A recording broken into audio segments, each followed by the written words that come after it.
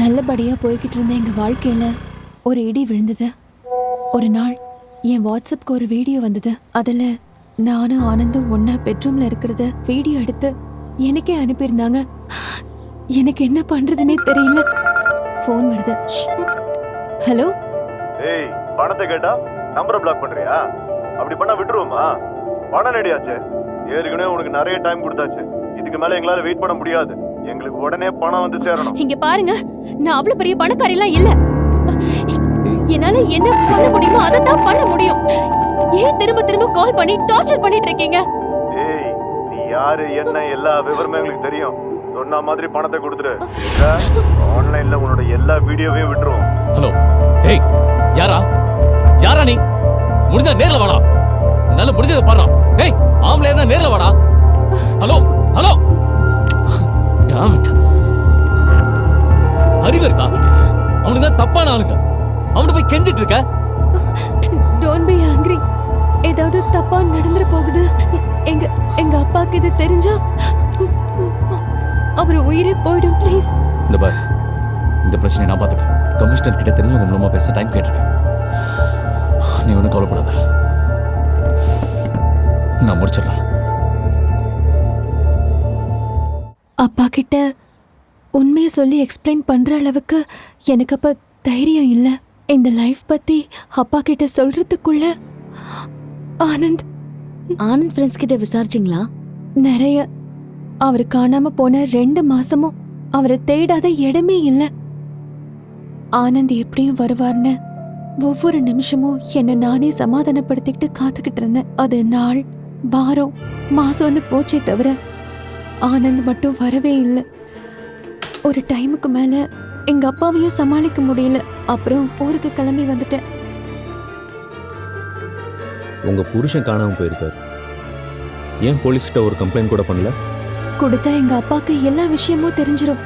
அவரையும் நான் இழக்க விரும்பல. இந்த விஷயத்துக்காக பர்சனலா போலீஸ்க்கு போகலானாலும் எனக்கு யாரையுமே தெரியாது. இப்ப என்னோட ஒரே எண்ணம் எங்க அப்பாவோட நிம்மதி மட்டும்தான். ஏன் உங்க அப்பா சொல்ற பையனையே கல்யாணம் பண்ணிக்கலாம்ல?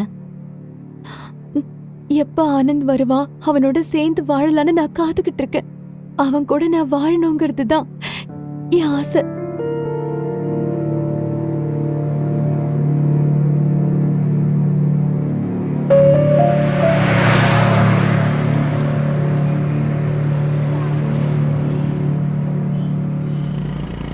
டேய், அல்டாவை பற்றி அந்த டீட்டெயில் தெரிஞ்சா இல்லையாடா? எனக்கு ஒரு க்ளூ கிடச்சிருக்கு சக்கரம். அல்டப்போட ஃபேஸ்புக் ஐடியை நான் செக் பண்ணி பார்த்தேன். அவனோட ஃப்ரெண்ட் லிஸ்ட்டில் சூசன் மரியன் அப்படின்ற ப்ரொஃபைல் நான் பார்த்தேன். அது மட்டும் இல்லாமல் அல்டப் அவங்ககிட்ட தான் மாடலாக ஒர்க் பண்ணியிருக்கான். அவங்கள போய் நம்ம மீட் பண்ணால் பக்காவாக ஏதாவது ஒரு லீட் கிடைக்கும். அப்போ ஸ்கேரி ஹவுஸ் சொன்னது ஒருவேளை அவன் சொன்னது உண்மையாக கூட இருந்திருக்கலாம். இப்போ தான் அவன் வேலை செஞ்ச இடம் தெரிஞ்சிச்சு இல்லை?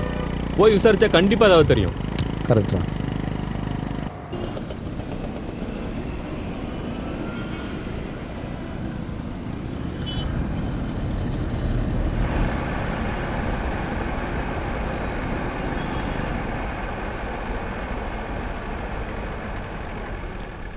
Welcome. We have a reservation in the name of Nancy. Thank you. டேய், நீ நான்சியோட தங்கிக்க, எனக்கு ஒன்றும் பிரச்சனை இல்லை. அது எப்படி ஒரு பையன் கூட ஒரு பொண்ணு தனியா தங்குறது? எம்மா எனக்கு எல்லாம் தெரியுமா. இந்த பாருமா, நான்லாம் கிராமத்தில் வளர்ந்தவன். ஏற்கனவே நீங்கள் பண்ணதை நினச்சி பார்த்தா நெஞ்சு வலிக்கிற மாதிரி இருக்கு. ஏதோ தப்பிச்சு வாழ்ந்துகிட்டு இருக்கேன். நீங்கள் ஒன்றா தங்கு, ஒன்றும் பிரச்சனை விடுங்க, நான் பார்த்துக்கிறேன். விக்கி, நீயாச்சும் சொல்லுடா. அதான் இந்த விக்கி நக்கி கதை ஒன்றும் வேணாம், எல்லாம் எனக்கு தெரியும், போங்க. டேய், அது இல்லடா, அவ என்ன சொல்ல வரான்? ஒன்றும் சொல்ல வேணாம்டா. அப்ப நீ உடம்ப பாத்துக்கோ. நீ அவளை பாத்துக்கிற போற, அதானே? அப்புறம் இஷ்டம். இவனை விட அப்ப ஆர்வமா இருக்காளையா? அவனுக்கு கை வேறு உடைஞ்சிருக்கு.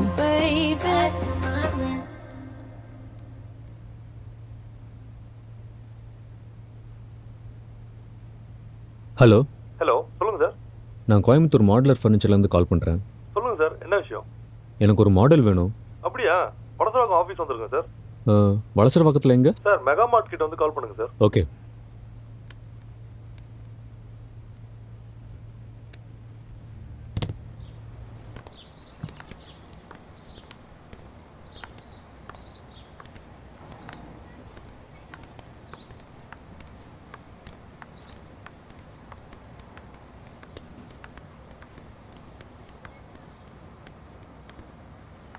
யார் நீங்கள்? கோயம்புத்தூர் மாடர்ன் ஃபர்னிச்சர் கம்பெனிலேருந்து ஆ வரோம். சூசன் மேடத்தை பார்க்கணும். ஆ வாங்க போகலாம்.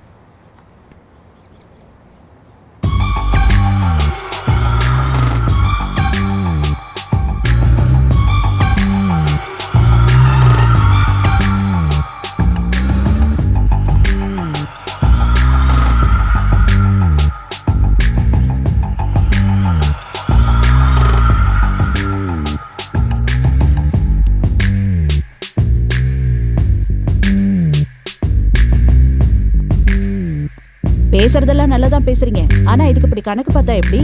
ஒன்று பண்ணுங்க, ஒரு 2 வாரத்துக்கு மாலுக்கு போறத அவாய்ட் பண்ணுங்க. என்னது? ஈடியட்.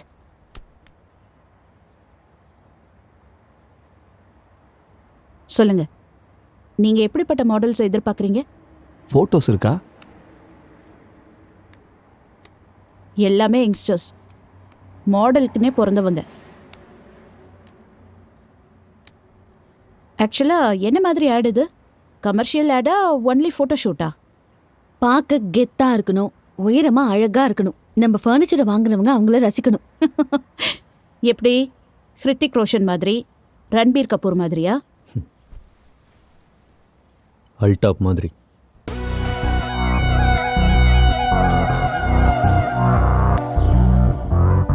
என்ன மேடம், வேற கேட்டதும் டென்ஷன் ஆயிட்டீங்க? இங்க அப்படி எந்த டாப்பும் இல்லை, பாட்டமும் இல்லை. நான் டென்ஷன் ஆகல. ஆமா, நீங்க யாரு? உங்களுக்கு என்ன வேணும்?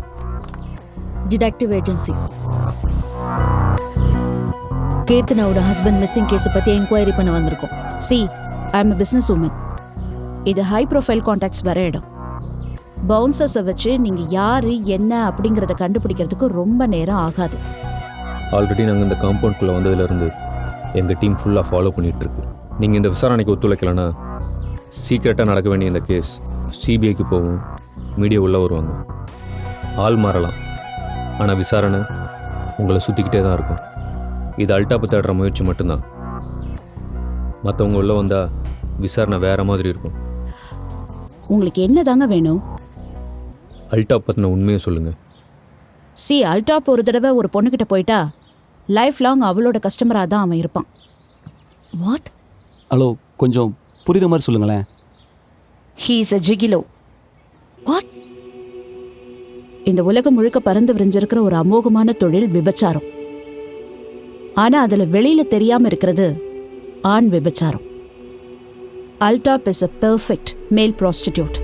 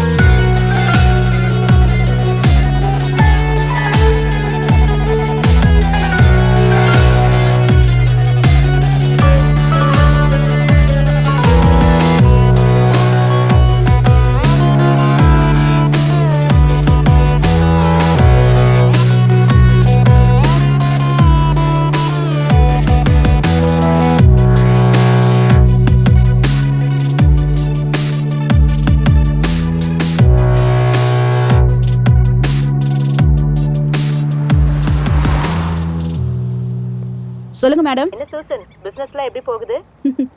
உங்களை மாதிரி ஒரு 50 கஸ்டமர் இருக்கீங்க, அப்புறம் எனக்கு என்ன, சந்தோஷமா இருக்கேன். அல்டாப் ஈவினிங் ஃப்ரீயா? மேடம், வாட்ஸ்அப்பில் உங்களுக்கு 18 வயசு பையன்லேருந்து 40 வயசு ஆம்பளை வரைக்கும் ஃபோட்டோஸை அனுப்பிச்சாச்சு. எல்லாத்தையும் பார்த்துட்டு திரும்பவும் அல்டாப் தான் வேணும்னா எப்படி மேடம்? ஒரே சார்ஜர், வேற பின்னு ஏத்துனா சார்ஜ் ஏறின மாதிரியே இருக்காது. சீக்கிரம் ஆள் அனுப்பி வை.